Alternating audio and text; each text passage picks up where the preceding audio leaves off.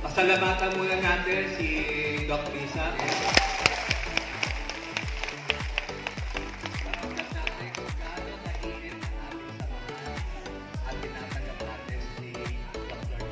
Maraming salamat po. Tayo ng ating pataba. Ito pong Growers Bet. So, ibibigay po sa inyo yan, ilaraffle mamaya.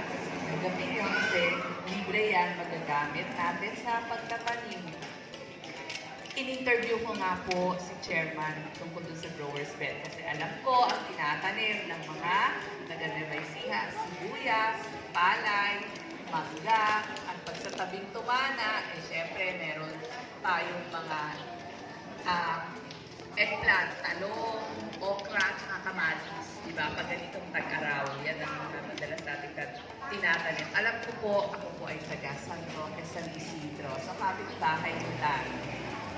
So, ako po ay laki dito. Pag bakasyon na ng eskwela, iiwan na ako dyan sa San Isidro. At babalikan ako kapag mag-aaral na ulit. Buhay pa yung lolo-lola ko. So, ating grupo, di ba maganda siyang suporta, support group ang tawag dyan. BTS, basta tayo sama-sama. Kasi pag may kailangan kayo, may malalapitan kayo. Mabait po ang ating presidente, si Raj, at si Warren. So pag may kailangan kayo, tutulungan niya kayo sa inyong mga araw-araw na buhay, sa pagtatanim, sa pagtatrabaho, at kaya nga may higala sila sa inyo. So, nandito po kami.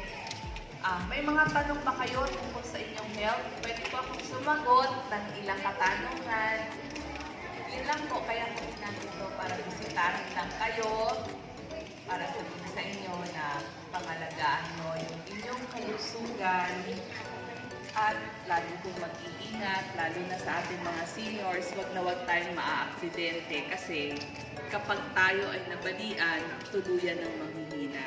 Tapos ituloy niyo po yung pagtatanim niyo, paglalakad niyo, pampalakas po ng katawan yan, kailangan natin yan. Pero higit sa lahat, kailangan kakain din tayo ng tama para laging may protina, yung pampalakas ng katawan. Kung may alaga kayong mga kalabaw, pwede niyo pong gatasan, kailangan niyo po yung gatas ng kalabaw. Kasi sinasabaw sa kanin yan ang ulam natin sa umaga. So, may katanungan po.